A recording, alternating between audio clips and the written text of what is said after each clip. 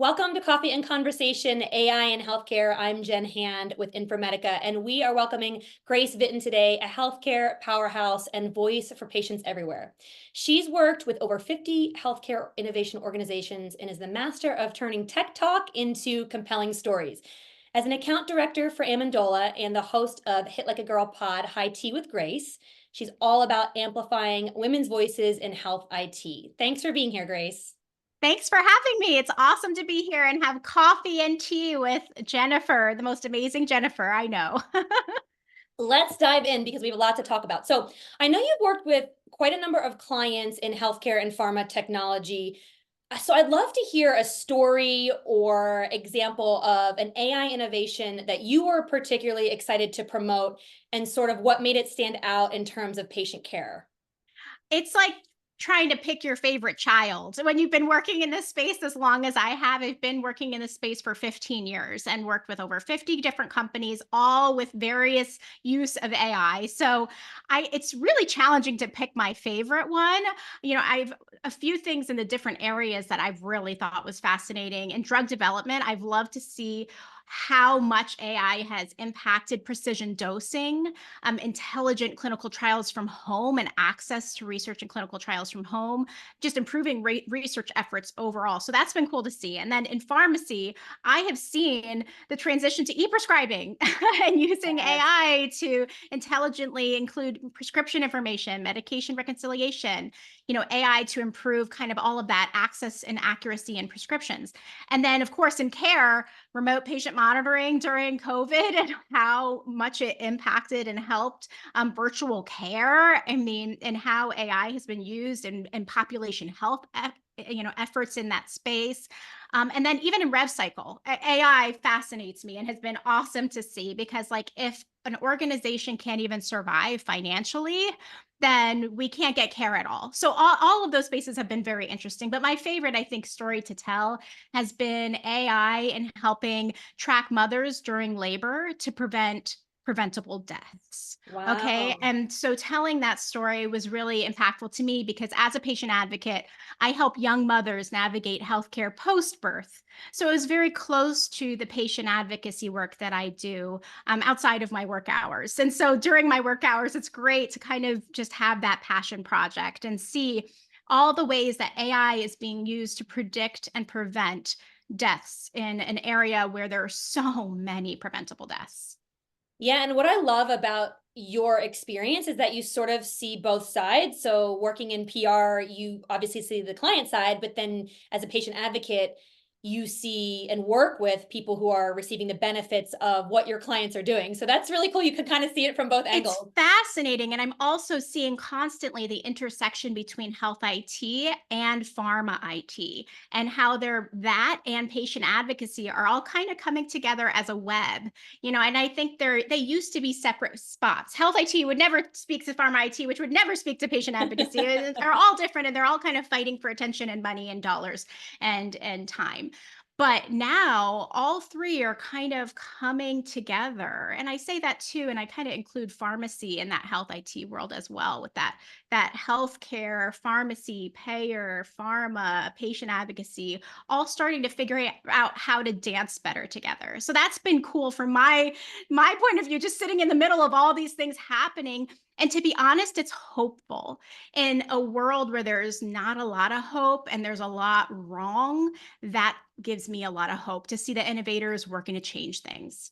And I think too the notion of everyone working together, like all stakeholders need to work together, kind of what you're saying. It's like the crux of that. Like everyone is realizing Mhm. in the last few years that we're not all separate. We have to come together and work together to move healthcare forward. So Yes, I'm here for this whole idea of translational medicine from bench to bedside and back. And I say that like through all of the continuum of research and care and home and back. And I really see this exciting thing happening of this translational medicine really taking hold and that collaboration fueling that.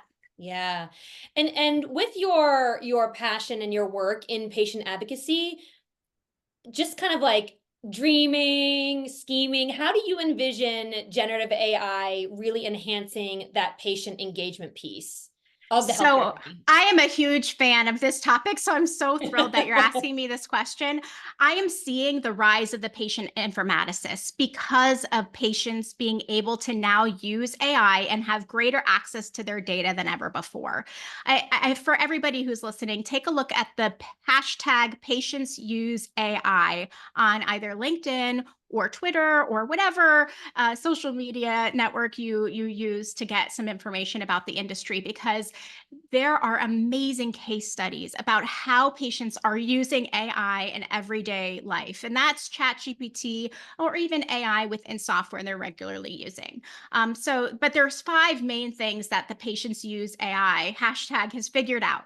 We've said, okay, 1, patients are using it to reduce administrative burden. Obviously, the patient administrative burden is a silent public health crisis. And that's something that all patient advocates agree on, and could it just want to be able to support patients the best we can. And so they're using to help with when claims are denied, come up with that storyline to get back to the payer with to fix that issue, and more. There's so many different ways for that patient administrative burden.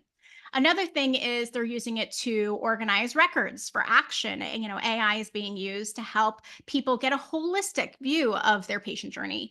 And then patients are really, and how I and the patients I work with are using it is to comprehend health information, to get summaries of their records, to get summaries of major literature that can be very helpful in really understanding health information more than ever before. And we have access to better information than ever before. Elsevier and Walters Clore have opened up their records for patients to get access to them for not their records, but their studies, for patients to get access to them for free. So as a patient, you can cut and paste that study into ChatGPT and say, hey, can you summarize this for me? And this is the different things that I'm experiencing. Do you think it sounds like what's in this study? And it's amazing. Obviously it's not 100%, and there's a lot of safety and security issues with that, and patients having all that power, right? But I think the healthcare industry is going to get smart. They have to, because patients are using it. And so they got to figure out how to train patients to use it, right? As medical experts, lived medical experts.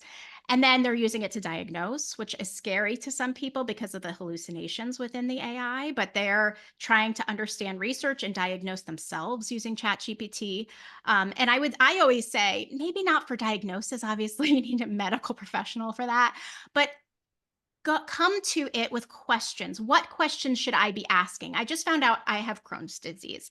What questions should I ask? And ChatGPT, generative AI, is an amazing solution to help patients have their own tech stack, right? Yeah. the medical professionals have their tech stack. RevCycle has a tech stack. Pharmacists have a tech stack. Why shouldn't patients? And then, of course, explore and kind of gain more knowledge and understand, what are my options? I was just diagnosed with Crohn's disease. What are my options? And how ChatGPT helping them think. And that's what really ChatGPT is doing. It's helping patients understand how to medical think, right? We've kind of had this toxicity against us, patients and caregivers, not given the amount of information we needed, the data we need, and we're not trained on how to think in healthcare. Yeah. And so ChatGPT is giving us that chance to figure out how to think better, to be better collaborators in our own care. So those are all the exciting things. And I think that patients use AI hashtag is just something that's only going to be growing and becoming part of the national AI framework discussions moving forward, because it has to be. They are going to be coming up with frameworks for AI very soon, and guidelines for AI very soon for health IT and pharma IT companies and all of those companies with AI. They're also going to have to come up with AI frameworks and guidelines for patients' use of AI. And I don't think that's a conversation happening yet, because people don't see patients and caregivers as informaticists, as folks with their own tech stack. So I think there's a lot of conversations that need to happen around that topic. And I'm excited to be amplifying those conversations so that they get out there, so that we can be using AI, yes, but also using it in a safe way. Yeah, and I think you're right. I mean, the conversations about regulations and responsible AI and trust in AI are mostly at the sort of like the company level rather than the patient level, because it's not even really not even a conversation. But I think all of what you're saying, it's like it reduces the barrier to entry and helps people overcome the sort of analysis paralysis of like, it's too complicated. I don't know what to do. I don't even know the jargon. And Gen AI can just literally like we overcome that in 5 seconds, which is amazing. I mean, we're living in an amazing time. It is. It's amazing. And it's also empowering patients and caregivers that in the past never had access to anything like that. And if they did, they didn't know about it and it was expensive and hard to use. So it's just a very easy, simple thing to boost and empower patients and caregivers to be better collaborators. Yeah. So I know you also are passionate and an advocate for patient data access, Yeah. and you have a role in the Sequoia Project's Care Quality Advisory Board. So in looking at that work and your experience there, what would you say is the biggest hurdle to achieving greater data transparency for patients? And then kind of the two-parter to that is Mhm. how can AI and tech play a role in helping to overcome that? Yeah, it's so in 2017, I nearly died because I didn't have access to my records. I had one misdiagnosis after another, saw one wrong specialist after another, one wrong drug after another, one wrong procedure after another, and a year and a half of chronic pain. I lost 60 pounds. Nobody could figure it out. And my records were all over the place because I was seeing so many specialists and it was not combined. I had a backpack of records, but I didn't know how to process it or use it. I didn't know how to to bring it all together and understand it. And it turned out I had E. coli poisoning, one Wow. of the most easily discoverable and treatable issues. And after one round of antibiotics, I was 100% better. Wow. And if I had access to my own data all in one place, if all of my specialists had access to data in the one place, they would have been able to look and see that I had a misstep the first day in the ER, That's which led to incredible. me losing a year and a half of my life. Now, I say this because in my experience, I realized maybe my pain could have purpose, right? Like others can learn from this, and maybe I can push to try to help patients have greater access to their data so this doesn't happen again. You know, healthcare is local, we shop local. It's a necessity, it's a convenience because of survival, right? And I shouldn't have to bear the brunt of healthcare record fragmentation. If one specialist uses one EHR, another one uses another EHR, that's just unacceptable. And I shouldn't have to bear the brunt if, I have a healthcare data app and it doesn't have access to my kids' stuff, but it has access to my stuff and things are all over the place. I'm a mother, I'm a patient advocate for young mothers, I'm a PR pro, but this matters because it affects me and my family and the people around me who I know may have preventable chronic illnesses if they were just empowered with their own data. So these interoperability frameworks are critical, and any chance where there's greater access to flow of data and where that data is flowing more freely will always be something that is only helping the patient. So, and it was pretty wild to me that there just weren't any patients that kind of knew about it. And so I figured out, oh, maybe I could have a voice, and so my job was to kind of sit in and listen and try to speak up whenever I felt the patient and caregiver experience would be valuable and important. And I so appreciate that the government now is having more and more patient representatives in these conversations about interoperability. And these are heady conversations. These are not for the faint of heart. They are technical. And I am not an informaticist. I am a storyteller. I am an amplifier of great innovations and great people in healthcare. But they need that patient and caregiver perspective. And so I just want to say out there, any patients and caregivers that want to get involved, find a way, just reach out and say, hey, I want to be involved in this because, the thing that's holding the government back is they need to know. They don't know all of the different ways that health record fragmentation is impacting patients. So if you're involved in this, they'll know.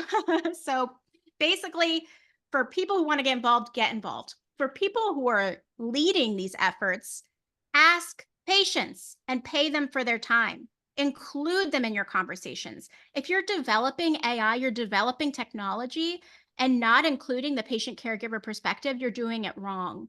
So please find a process to include the patient voice within the work that you're doing. And I would say that there are organizations like Savvy Cooperative, who is fantastic at connecting you with the exact type of patients you would need to get the insights that you need. So Savvy Cooperative is great. And then if you're working on AI guidelines and you're looking to have patient and caregiver insights on those guidelines and you're in the AI world, the Light Collective is doing that. They're saying this is what patients need and want for the security of their own data. And so it's just fantastic. There are organizations out there that can help you with any type of work you want to include their voice in. And that's amazing. Your work is amazing. And I also have noticed in the last year, maybe a little bit more, that the patient voice and that sort of theme is now embedded into more and more conferences. So speaking discussions, panels, different tracks for patients at events, which is incredible and much needed.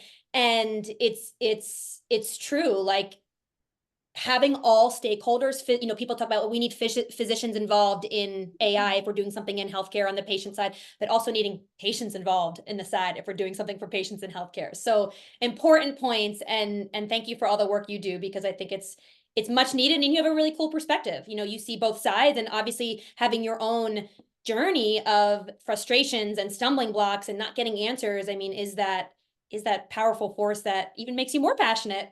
Yeah, I will not stop screaming about this until every panel has a patient voice included on it. And that's what I've said since day one when I started this work 10 years ago, 15 years ago. It's that every panel should have a patient voice. Every technology should have a chief patient officer that includes the patient voice and caregiver voice and experience within it. And so it's going to take a while. I guess I'm going to be screaming and losing my voice for a while. Well, thank you so much for being on the series, and we will link to your podcast, of course, so everyone should check that out, because it's also an incredible series. So thank you so much, and we appreciate your time. Thanks for having me.